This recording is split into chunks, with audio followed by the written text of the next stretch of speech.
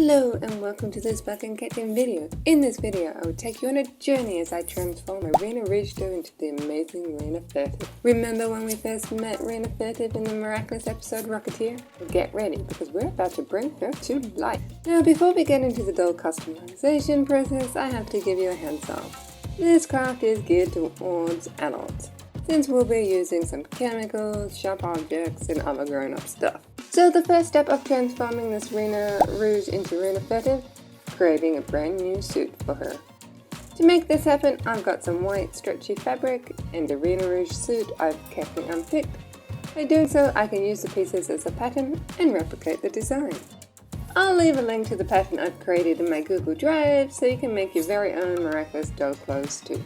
I lay out the pieces on my fabric and trace around them on some paper. I don't want to paint over the doll shoes, so I'm extending the pattern to cover the feet, just like the original Miraculous dolls. To keep my doll more in line with how she looks in the show, I'm going to create a separate top piece, because Irina Rouge's outfit is a two-piece suit. I've traced all the pieces onto my fabric, so I can cut them out. Now let's talk about the tail. I've decided to make it double-sided. Since I don't want the paint to bleed onto the fabric from the other side, I'm placing a plastic barrier inside the tail. Not only will this protect the fabric, but it will also help to maintain its shape. I won't be showing the sewing process in this video, but if you're interested in watching me sew in my next custom doll project, leave me a comment, let me know. For now, I'll just pop the plastic in the tail pocket and dress Rena, making sure to mark out where I want the top slit to go. I'll tidy up the back once it's painted. Alright, time to say goodbye to this hair.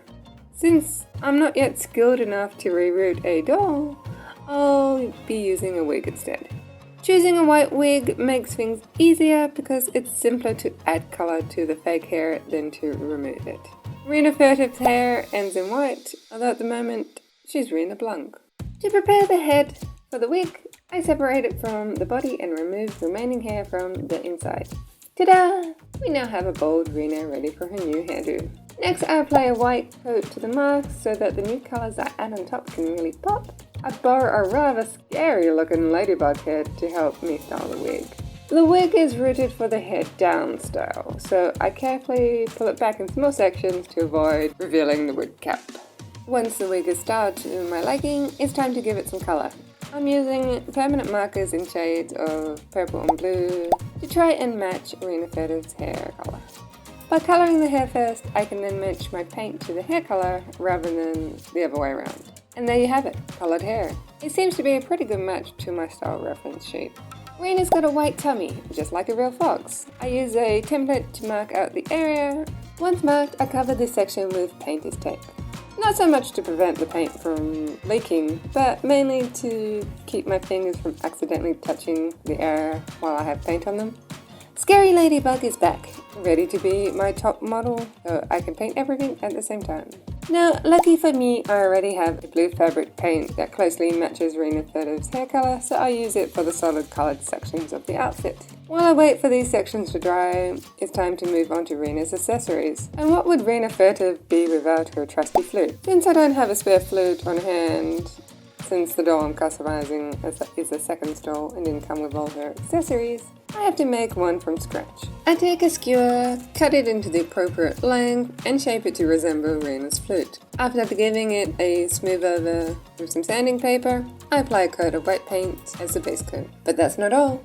I need to make Rena's ears. Since I don't have any spares, for this I'll be using craft foam sheets. I cut out white foam piece, shape it accordingly, and then I will secure them into Rena's head using sewing pins. I give the foam ears a white base coat as well, so that my color paint has something to cling to.